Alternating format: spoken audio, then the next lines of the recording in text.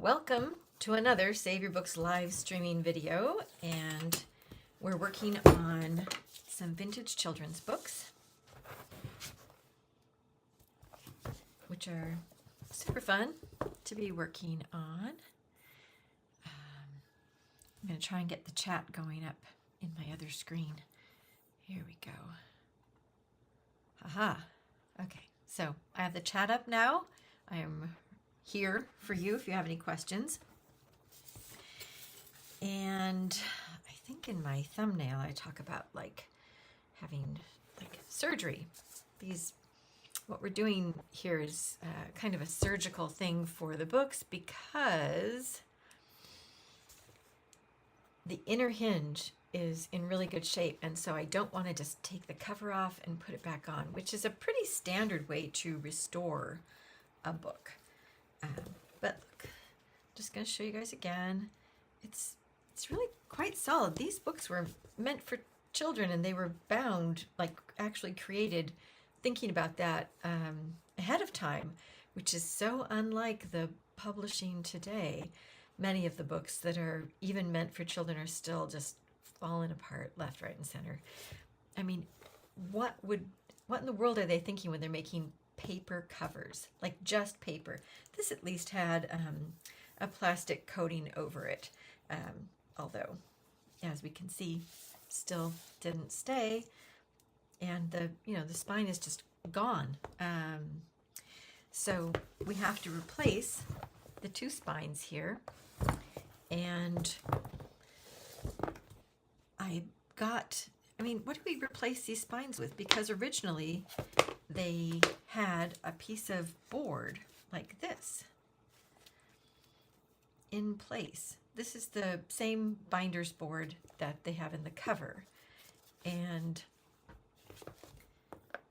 so I have a board shear. I have a giant cutting machine, and I was able to just cut this super easily. But if you don't have one of the giant machines, you could get a much less expensive cut trimmer. They come in various sizes, and they will cut board. Or you can always use the tried and true method of X-Acto knife and straight edge with a cutting mat underneath. I'm not demonstrating that today, though. The other thing you can do is to get something that's a little easier to cut. And I have this example of another thing that it's the same thickness. I'm not actually sure it would be easier to cut, but it's maybe easier to purchase because it's illustration board from Crescent. And I think you can get that at art supply stores. You can also get binder's board at art supply stores sometimes, although getting a size big enough for this book is 12 inches tall. And it just makes it more difficult for a lot of reasons. It's a bigger book. It's just harder to deal with. So to get on with the show, though, I'm actually going to lift the original materials here, exposing the binder's board underneath. And I'm going to do that without destroying this hinge because it's intact right now, so I don't want to mess with it. So I'm going to lift that, and then I'm going to cut 1/16 of an inch off of this material, this covering material. Now, the last time I did this live, I cut in too deeply on, with the X-Acto knife, and I wound up cutting some of the binder's board underneath, and then I had to replace it, putting it back on with glue, and it was annoying. And so today I'm going to show you a way to help you avoid doing that. And what we're going to do is we're going to lift first, and then we're going to tuck something under, and then we're going to cut. And that way we'll hopefully prevent cutting into the original binder's board. So I'm going to put down here, we're going to go to the hands-on view. All right, here's the book repair knife. And I do sell these, and I've created these at saveyourbooks.com. There's a right-handed one and a left-handed one. And the main reason this is so particularly handy is it's very flat.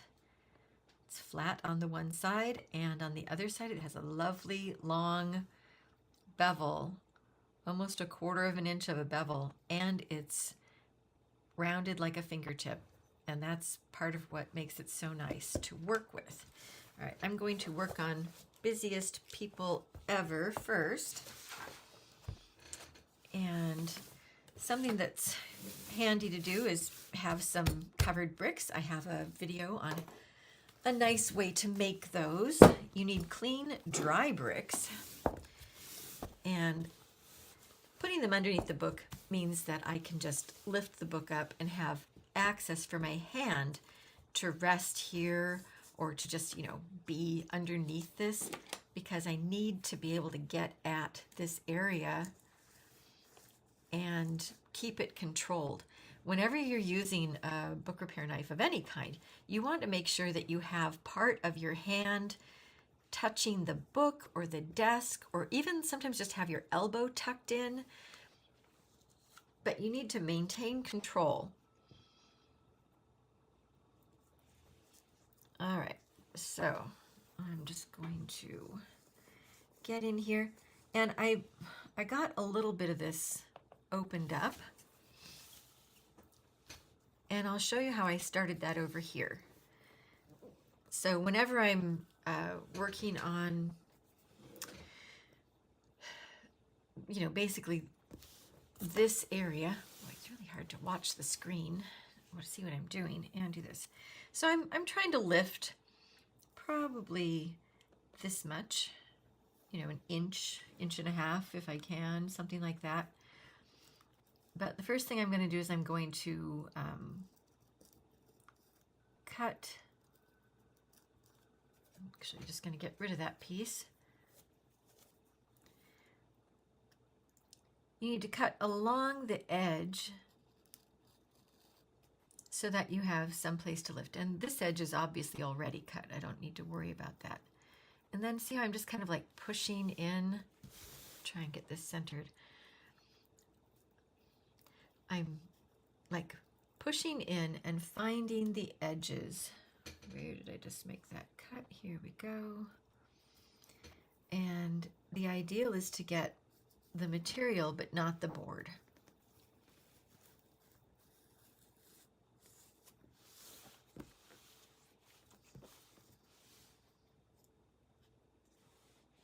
And I pretty much hold the knife like a pen or pencil, like a writing implement.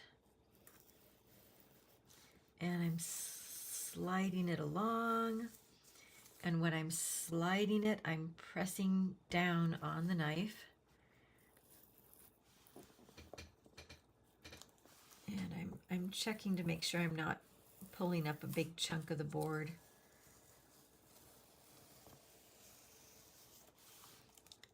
And the further in you can go, the less of a breaking point there will be for the flap.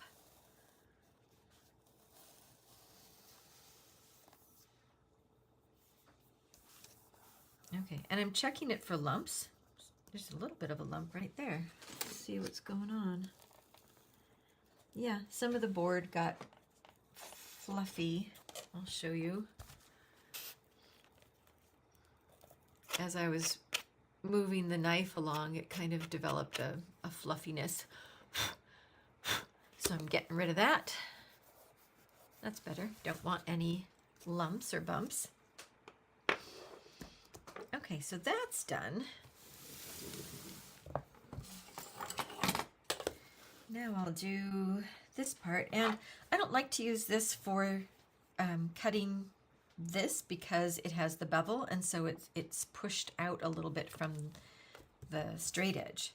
So I like to use an Olfa breakaway tip, and if I've used a lot of it, I'll break one off and keep it in my sharps container and dispose of that later. You could pull it in so that you only have a tiny little bit of a knife point showing.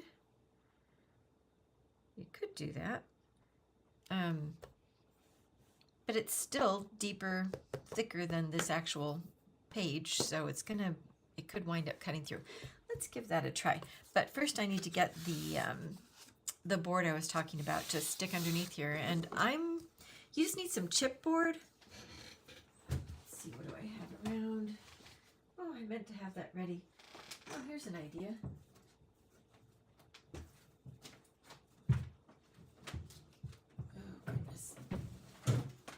Okay, so you could use chipboard or Bristol board, or here, I've got an old Uline catalog, and the cover is quite thick, and so I can use that to help prevent the knife from going through. It's just one more layer.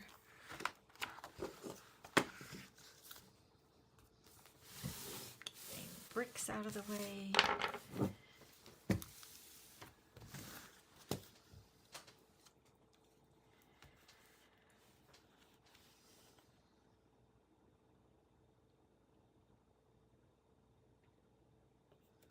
Okay, so you can see it's just barely a 16th.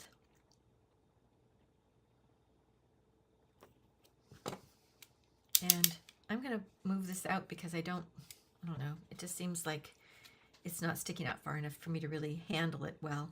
There should be twice as much pressure on where you're doing this, or 10 times as much. It's a lot of pressure here. And then this is actually very light pressure, like just press it down, and if the point is really sharp,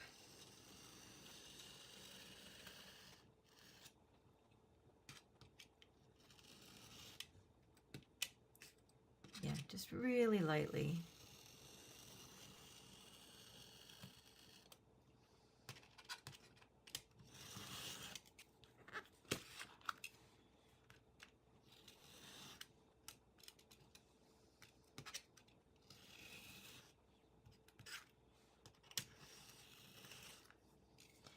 And I actually have to move that down. If you ever do that, make sure your knife stays lined up, or the straight edge.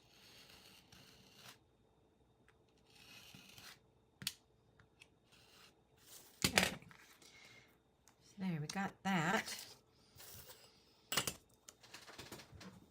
And something you can do it's kind of a nicety, but we can actually take a emery board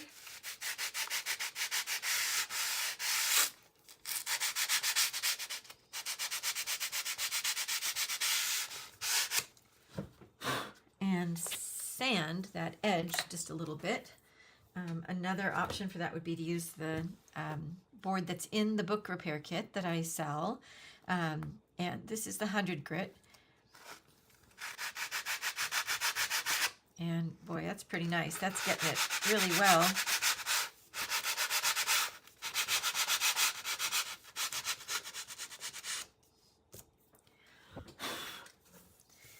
And that'll just make it even nicer when this gets glued down on top of the new material.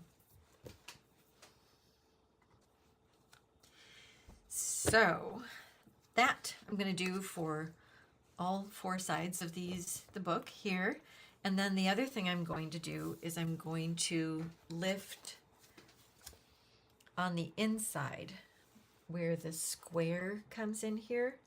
I'm going to lift this area right here. I might even draw with a pencil because I can. I just want to lift like that. Let's see if you can see that. Something like that. So that when I do the turn in, it's going to go underneath here, and it's a little tricky because this is really a delicate area right here. But I do want to lift that. Also, it's kind of like, oh, how do I do this? Because it's over here and I have to lift it up.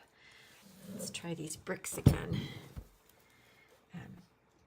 It's just so delicate because it's like if you press down hard right now, I could break that hinge. I don't want to do that. So I'm trying to support everything at the same time. Let's see, I've got more bricks. All right, brick. So that's supporting the board. I'll show you. So I've got the couple of bricks supporting this part, and then really it's like it would be nice to support this part as well. And so I'm gonna get something else, maybe some books.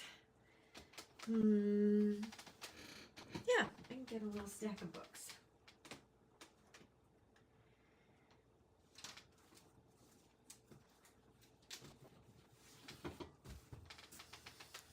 I have books just sitting around. Oh, that's where that went. I was looking for that. Shadow tracer. Okay, so I'm not actually working on that section. I just wanted to keep it supported while I'm working on this section. So that's supported, and now this is supported. And now I'm not going to use this. That's pointy, and we don't like pointy for things like this. Now, as you know, there's already a cut in the front here. And so I'm going to make a cut here to connect that so that now I can just lift that original material. And I may or may not keep that. That might go away later.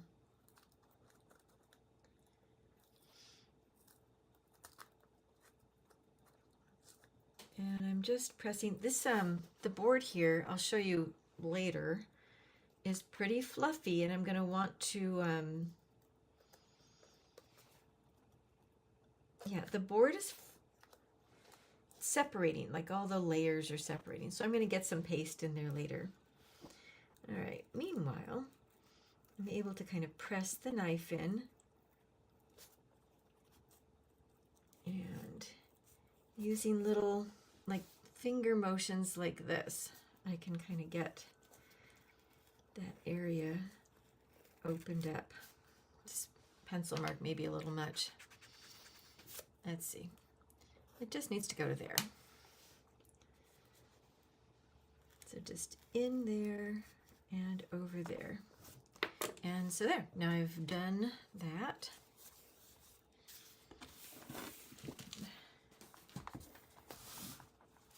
Show a little bit more about how that actually went. Just like that. So now this is open all the way like that. Like I can actually put material in there again. But I did not damage the original end paper. And in fact, you can see if you needed to repair the back of it, you could actually get in there with some Japanese tissue. And this right here is the original end paper, so you could repair that as needed. I'm just looking at the construction of the signatures right now. There are 3 signatures. Yeah, 1, 2, 3.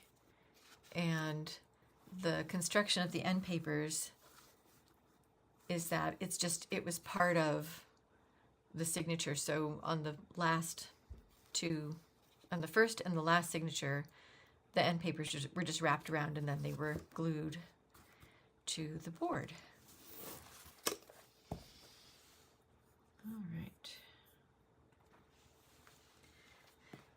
Okay, well, now, I mean, you kind of seen what I'm going to be doing, and I'm going to put up a poll in Instagram or Facebook, I don't know, somewhere, because I've got 3 different kinds of book repair tape, or 3 different colors. I have blue, red, and black. Let's see if I can get these. Blue, red, and black. And so I'm trying to decide what color of new spine I should use for this.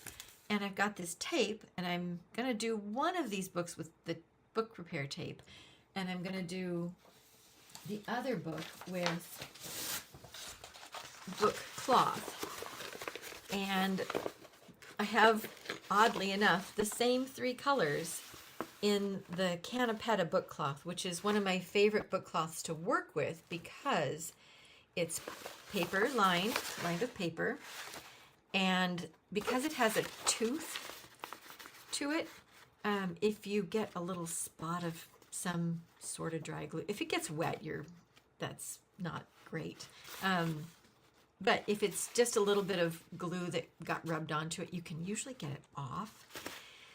And if you're using with a more flat, like the tape, the messy glue spots or paste spots, they just show up really well. And on this, they're kind of hidden, which is nice. Although this is a very narrow little spine. And I'm going to show you how we're going to do the new title, the spine title, because it definitely needs a spine title.